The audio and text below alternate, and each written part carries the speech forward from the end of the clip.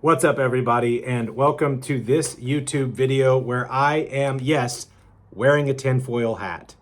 Now, let me begin with not having the tinfoil hat on and tell you what this video is about and why I'm putting on a tinfoil hat. I want to talk about something that is getting a lot of buzz, sort of behind the scene buzz right now, and that is House Resolution 722. A resolution to implement equal protection under the 14th Article of Amendment to the Constitution for the right to life of each born and preborn human person. I'm reading from congress.gov, where you can go and you can look up House Resolution 722. Now, this morning, whenever I got into work and I was talking to some of my coworkers, they asked me, hey, have you heard about House Resolution 722? Apparently, a representative from Missouri has filed a resolution in the U.S. House of Representatives to establish equal protection under the law for all preborn human persons under the 14th Article of the United States Constitution. I have not heard about this. Now, I am a very active abolitionist and have long been sort of one of the behind the scenes pushers and shovers, agitators for establishing justice for preborn humans under the law. But because I'm the guy who's always like pressing people to not play games, to not, work out schemes and stuff like that, I'm not usually involved with the people who are putting forward the bills. But what I can do is I can look at the bills and I can assess them as to whether they are truly bills of abolition or pretend bills of abolition or pro-life bills of regulation. I'm looking for certain things. Does the proposed law seek to establish equal justice for preborn human beings without partiality and without acquitting the guilty and immediately and totally? Are there no exceptions to the bill? Is it to go into effect? Does it have teeth? And does it not show partiality? And is it actual equal justice and not just equal protection? I am not a big fan of equal protection. Ever since that was put out there, I've been banging the drum saying, guys, we can't say equal protection. We've got to say equal justice because, and I'm talking about 5 years ago, we've got to say equal justice because you see pro-lifers, as the abolition movement grows, pro-lifers will agree with us about equal protection, but they will not agree with us about equal justice. They like the idea of protecting babies from abortion, but they don't like the idea of enacting justice on their behalf. So I've been an advocate of saying equal justice. I want the bills to be equal justice bills. So I've been banging that drum. And when I see the word equal protection, unlike all or most abolitionists who go, woohoo, I go, let me look at it. Let me check that out. So oftentimes, a bill that is called a bill of equal protection ends up being a bill that does seek to establish equal justice under the law. But I am wary of the phrase equal protection, and I am in favor of equal justice. Now, before moving on to this particular House resolution that's been filed, I just want to say my experience with equal protection has been such that a couple of years ago now, as the abolition movement begins to grow and we are agitating for equal justice under the law and total and immediate abolition of abortion as murder with criminal sanctions for those who would break the law to murder their children, pro-lifers, looking at our numbers grow and the logic of our arguments spread, have shifted from just bashing us and saying, don't listen to them people, they're crazy, they're crazy. Shifted from that to being like, listen, people are listening to them. We need to sound like them. So Lila Rose, Live Action, Americans United for Life, people like Kristen Hawkins with Students for Life of America, and various pro-life organizations who are on record signing an open letter opposing any bill that would criminalize abortion as murder, have, in recent days, began to use the phrase equal protection. In fact, the leading pro-lifers are saying that equal protection is the new North Star, the guiding principle of the pro-life movement.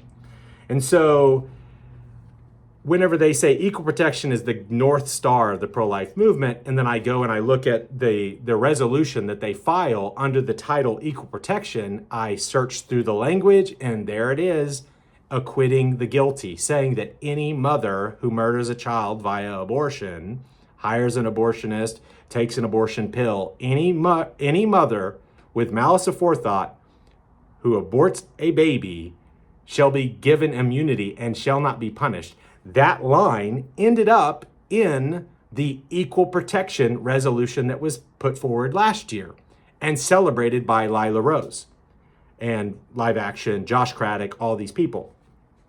Now, they had big celebration, and when they did that, they attempted, whether purposefully or purposefully or just so happened, they invited various people who were kind of on the fringes of the abolitionist movement to join them in celebrating this new North Star. So on the stage, along with the pro-lifers who've been leaders in the pro-life establishment, you had figures who were not fully hardcore abolitionists, but would support abolition bills appearing on the stage along with them. And so what I see in all that is, the attempt of the pro-life movement and pro-life leaders, people who are sitting at the table, standing on the platforms, being followed by people, trying to change their language so they sound like abolitionists, so that people who are coming under the influence of abolitionist arguments and language will listen to them and follow them.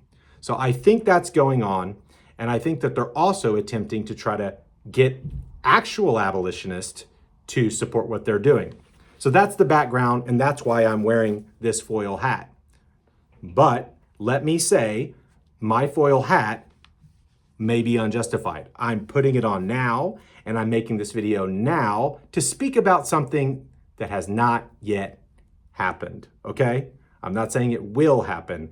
I'm just saying we need to be on the lookout for things like this. So here's what we're going to get into. And I'm not going to do this. This video is not going to be, we're about halfway through, okay? If you're wondering about sticking around, okay? I want to talk about House Resolution 722. It's been filed to the point where the text of H.R. 722 is not yet available for people like us to read, but this little summary is available. The summary says to implement equal protection under the 14th article of amendment to the Constitution for the right to life of each born and preborn human person. Now, that sounds like broken English. There's something wrong there. It's kind of weird, but I think it means to say to implement equal protection under the 14th Amendment of the United States Constitution for the right to life of each born and preborn human person. Unless we jacked up the language so that it ultimately wouldn't have any effect. My tinfoil hat is not that crazy, but there's like a typo in the title here, just acknowledging it. But that's all we have. We have that it's introduced in the House on the 24th of this month in the year of our Lord, 2025.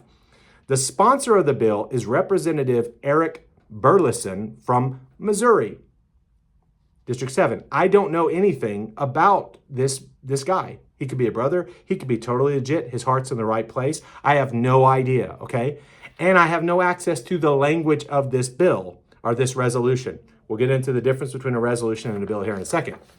But I want to point out, excuse me, that this has been introduced in the House and referred to the House Committee on the Judiciary, right? And so that's the actions that have been taken, that it's introduced and it's been referred to the House Committee. The text is not yet available, but the crazy thing is it has all of these co-sponsors, okay? we've got 2 pages of co-sponsors for this resolution, right? 80 some odd co-sponsors. No, 67, sorry. 67 co-sponsors for a House resolution to implement equal protection under the 14th Amendment of the United States Constitution. Most people would say, hot dog, we are winning. What a freaking white pill. Woo! There's a part of my heart that wants to do that, but there's a part of me, my mind and my heart, that has been doing this for quite some time, and I've seen lots of shady things done under the banner of good things. So I am officially, no tinfoil hat, waiting until I can read the text of this resolution to really make comments on it, okay? So everything from here on out in this video is just to help you think about it once it does come out. These are the possibilities. First off, important to note and understand, this is a House resolution. A House resolution does not, even when passed, go to the president for action. It is only a resolution. Only a resolution. This is a very important part. In fact, really, there's no tinfoil hat there. Sorry. A House resolution does not go to the president for action. It is not a law. It is not going to be a law. It's just something that the House says, we're going to do this. Okay? Almost a decade ago, in the Oklahoma State Capitol, the House put forward a resolution to abolish abortion in the state of Oklahoma. They put forward a resolution to do that. The following year, they did not put forward a bill to abolish abortion in keeping with that resolution. In fact, they put forward all sorts of other pro-life bills, and they opposed and killed a bill to abolish abortion, right? Ignored, tabled, did not abolish abortion, did do all this other stuff that was not abolition. But the previous year, a legislator that we were attempting to get a particular legislator who is a pastor, who's no longer there, we are trying to get him to file a bill of abolition, total, immediate abolition of abortion as murder, and he would not do it. We had one in the Senate with Joseph Silk, but we were trying to get one in the House. He put forward a resolution, and the resolution got tons of co-sponsors and flew through the House, was adopted by everyone. Why? So they could tell abolitionists who were demanding a bill, a law, that they were resolved to do something about it in the future. House resolutions are incrementalist delays at best. Now, if they're saying we're resolved to do this, but we're going to do it in the future, but they really are resolved to do it, they're just kind of smash mouth in it, like we're going to smash our mouths and put out a resolution. We're not doing it now because we're okay with 1 million more babies being murdered. I don't know why. We've got the numbers now. Let's resolve to do this, but let's do it later. Maybe after we don't have the votes, whatever. I think it's insane, but maybe they're doing that. Okay? And maybe they're wanting to really do it in the future. Again, haven't read the text. Don't even know what they're resolved to do. But let me put this on pretty firm here. I want to point out that it's called equal protection. It is not called equal justice. Why is it called equal protection? Well, you have bills of equal protection being filed in many states all across the United States of America. You have the respectable, well-liked, the abolitionist that the country wants, not the abolitionist that the country needs, very, very happy with the phrase equal protection. I have never been happy with the phrase equal protection. Anytime I say equal protection, we need bills of equal protection, I mention these must be bills seeking equal justice. Because as I've said, equal justice under the law is what we are seeking as abolitionists. The pro-life movement, they want equal protection without equal justice. And so the fact that it's called equal protection makes me immediately skeptical. because you can have equal protection without equal justice. But here's where I get really tinfoily. It might actually be a text that really does seek equal protection and equal justice. That is, it has equal protection, says that abortion should be criminalized in all 50 states, and it does not have an immunity clause acquitting the guilty who choose abortion, right? It may be great, but it's still a resolution. It has no teeth. It has no law, and it could be being put forward by these guys and gals, women shall lead us too. It can be being put forward, okay? Tinfoil hat, which is, I like to say, if you're not sometimes thinking as a conspiracy theorist, you're probably not thinking. Always a conspiracy theorist, not good. Never a conspiracy theorist, not good. What we could be seeing here is, man, there's getting a lot of demand out there. There's a lot of people saying that right now we've got a pro-life president, we've got pro-life dominated Congress, and we got majorities that are pro-life in the Congress, and we've got a pro-life Supreme Court. A lot of people are going to be out there saying, why don't you guys abolish abortion? We've got to do something, boys. So they get together in a room or via chat or whatever, and they say, guys, we're going to put forward a resolution. I've seen this. I've seen resolutions put forward so that when we demand laws, whenever we demand actual action, actual abolition, they can turn around and say, oh, we did that. Why can't you just accept, why can't you accept what's good, Russell? Why can't you just take this as a step? And they get mad at us because that's what they're wanting. They're trying to justify their delay of abolition with this. What also happens is that organizations that fundraise off of and promote the idea of equal protection, they get to say, woohoo, look what we're doing. We got equal protection, right? And they're not going to go, they may secretly think, oh, it's just a resolution. I better say something about how it's just a resolution. It should be a bill. But I'm not going to be like conspiratorial about it, or not going to say anything like, oh, this could be just a plot of man to delay, it's a substitute. This is a delusive substitute designed to shut up the abolitionist.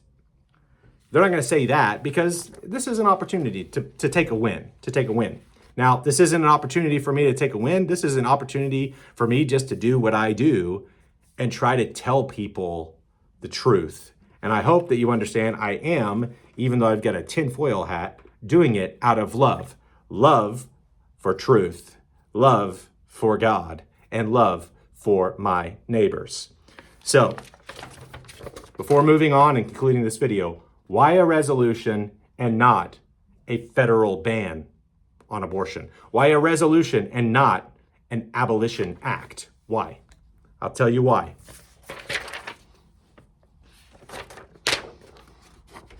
This is why. This is Donald Trump campaigning, seeking votes and support prior to his election. Quote, this is from Real Donald Trump, posted on Truth Social, Twitter, Facebook, everywhere. Everyone knows I would not support a federal abortion ban. Everyone. Everyone knows I would not support a federal abortion ban under any circumstances and would, in fact, veto it because it is up to the states to decide based on the will of their voters, the will of the people. Like Ronald Reagan before me, I fully support 3 exceptions for rape, incest, and the life of the mother. I do not support the Democrats' radical position of late-term abortion, like, as an example, in the 7th, 8th, or 9th month, or, in case there is any question, the possibility of execution of the baby after birth. Thank you for your attention to this matter. Donald Trump, all caps, yelling this. I will not support a federal ban on abortion.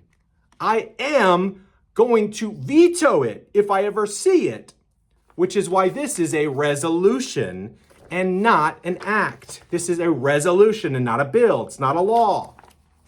Because they know that Donald Trump, whom they support and are not challenging, will veto it if it's not a resolution. Very important for you to understand. That's very important for you. You don't have to have a tinfoil hat to understand this, okay? The tinfoil hat part comes in to say that all of these guys know it, but what they want you to think is that we are gaining ground. Other people will say, whoa, whoa, whoa, whoa, whoa, we are gaining ground. Isn't it great, though, that they're doing this? Isn't this better than nothing? I'm telling you, folks, this is in the place of something. And I haven't even read it yet, right? This could be a bill. Please understand me. This could be the Abolition of Abortion in the United States of America Act. Upon the Fifth Amendment of the United States Constitution and the 14th Amendment of the United States Constitution, no state shall pass any law depriving any human of their right to life, period. That includes abortion, period. Henceforth, abortion shall be abolished in these 50 United States of America. That is what they could write, and all of these men could sponsor, but instead they will pass this. So the question then is, do we celebrate this and say, thank you guys, thank you? Or do we say, ain't fooled, not fooled? Is that what we do? Because I will tell you, 1 in 10,000 will say, I'm not fooled, I'm not happy, that's not what I want a bill of abolition, and they'll keep on going. Most people will say, I want to encourage them, that's good, let's move on, let's move further. But in doing that, you are joining in on the delay. That's what you're doing. You're joining in on the delay. You're celebrating a substitute in the place of righteous action. Why are they doing this? A lack of faith. Probably shouldn't have thrown it on the floor. Why are they doing it? A lack of faith. Fear of man. Fear of what it will cost them. A desire for personal peace, affluence, the approval and praise of men, and their future promotions and continued seat at the table. That's why they're doing that. And you don't need a tinfoil hat to see it. You actually just have to have your mind bathed in this. Your mind has to be renewed and transformed. And you have to understand that the foundation of all true, solid thinking comes from understanding that the hearts of men and the minds of men and the plans of men are corrupt and fallen and should be critically examined in the light of Scripture. Now, I had this open to Isaiah chapter 30. I'm going to read this and then I'm going to end the video. Isaiah chapter 30 says, I love this passage. There are many passages that are synonymous with this. Isaiah chapter 30 is talking, this is Isaiah talking to the stubborn children of Israel and Judah.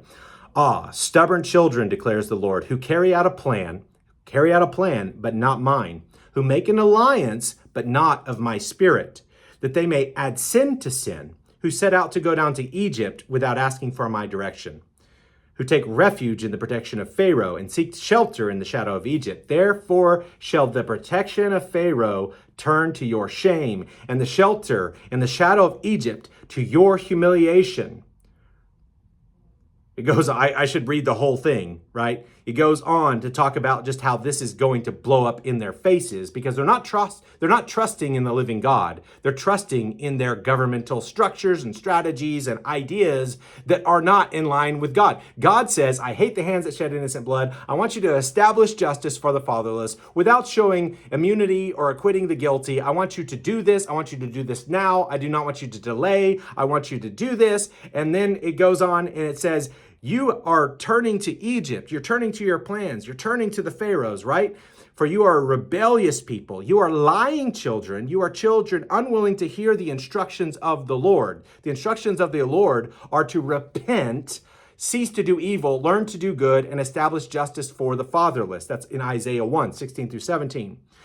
But you say to the seers, you say to the people who understand this word, the word of the Lord, and would speak it. You say to them, do not see, and to the prophets, do not prophesy to us what it is right. Speak to us smooth things and prophesy illusions. Promote. Don't tell us this is a sham. Tell us this is awesome. Tell us this is good. Speak to us smooth things. Leave the way. Turn aside from the path. Let us hear no more about the Holy One of Israel. The Holy One of Israel, God. I am says, woe to those who make iniquitous decrees. He says, woe to those who do not rescue those being taken away to death. He says, governing authorities are to bear a sword of justice. And if they do not do this, they are a judgment on the people. So I'm not going to go into all that, but here, as I conclude the video, let me put my tinfoil hat back on to say this.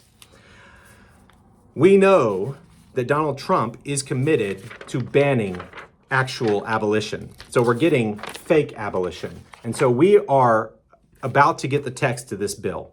When you get the text of House, or this resolution, when you get to the text of House resolution, you need to look for equal justice. If there's no equal justice, you need to condemn it. You do not need to say, well, this is good. We got a good step.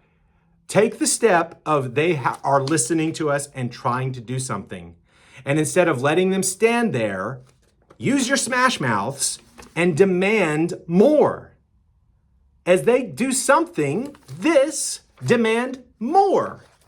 Don't congratulate them, right? The step has been taken. Don't tell them to stop. If you congratulate them and you celebrate this, that is you having it stopped, okay?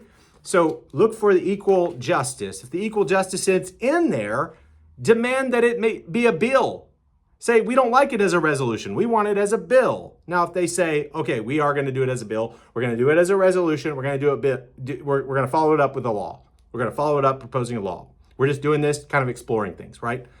Then you need to join abolitionists in Washington, D.C. and demand the establishment of equal justice under the law for preborn fatherless children. Demand it. Do not congratulate them for not doing it, but pretending like they will. All right? We need to say, hey, you know what? At least Donald Trump has to yell at us and tell us that he will not support an abolitionist bill, that he will not support abolition. That's a step. The President of the United States of America is telling abolitionists to shut up and go to hell. You may not like that part of the video because you're like, no, he's a hero. He's not. Right now, he's someone to push. Abraham Lincoln, right? Abraham Lincoln, let me tell you. Abraham Lincoln, when he was running to be the President of the United States of America, he was criticized by abolitionists like William Lloyd Garrison and all the Garrisonian abolitionists. Criticized. They were saying, we will not support you because we think that you are opposed to abolishing chattel slavery in the United States. We think that you want the Union and that you have said, just like Trump has said, Lincoln, before there was social media, in the ways that he could say it, said, I will not abolish slavery if it will cause disunion. I would preserve slavery in order to preserve the Union. Because he said that, because he said exactly what Trump is saying about our bills, our calls for abolition, the abolitionists said, well, then you don't have our support. It didn't matter if he said that he was against chattel slavery in ways that others. He said that he would not support abolishing chattel slavery, that he valued the Union. So the abolitionists kept on pressing, kept on demanding, kept on converting people to the cause. By the end of the Civil War, Lincoln knew, I have to abolish chattel slavery. They're demanding it. We've made that the point of this war. We've got to have the 13th Amendment. We've got to have the 14th. We've got to make moves to abolish chattel slavery, and we have to really do it. If we don't, there will just be more war. They changed his mind. And following the Emancipation Proclamation, it appeared to Garrison and many Garrisonian abolitionists that Lincoln had changed his mind and that he was going to abolish chattel slavery. And those who were critical of him, he heard the criticism and he responded, could then support him. I am critical of Donald Trump. I do not support anyone who opposes the establishment of justice and uses it for political gain, I oppose that and I press. But the moment that he says, you know what, say God works on him, we work on him, everything's falling into line, and Trump says, you know what, special session, I saw your resolution, I want a bill, I want a law, I want to sign into law total and immediate abolition for all 50 states. Let's go. I believe Donald Trump can do that, and I'm here for it, and I will be his biggest cheerleader. I will be the biggest cheerleader on the planet for Donald Trump if he repents, if he ceases to do evil. This is evil.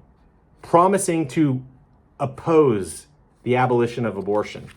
If he ceases to do evil, learns to do good, moves on to correct oppression and establish justice for our preborn fatherless neighbors, I will support him. So keep an eye out for H.R.722. After it comes out, I will probably do a follow-up video looking at the language, but this is the way to think about it before it actually happens. Thank you for watching this video. Hey, you know what? My channel is really small. Abolitionist Rising is really big. We put all the edited videos capturing the activism and the engagement and all that kind of stuff over there. The lectures, they're all over there. I have this channel so I can make these videos. I do want them to spread. I wish 100,000 people would watch this, but I don't have very many subscribers. So if you're watching this video and you're not subscribed, please do subscribe to the channel. Please do like and comment and follow. I would like to get my stuff up so that, people can watch low budget, no budget videos that I film. I'm not going to have the editors work on any of this material. I just want to say it. I want to get it out there. And for those who have ears to hear, I hope they hear it and that they take moral action in keeping with what the Word of God says. So love you all. Thank you. Go therefore and keep His great commission.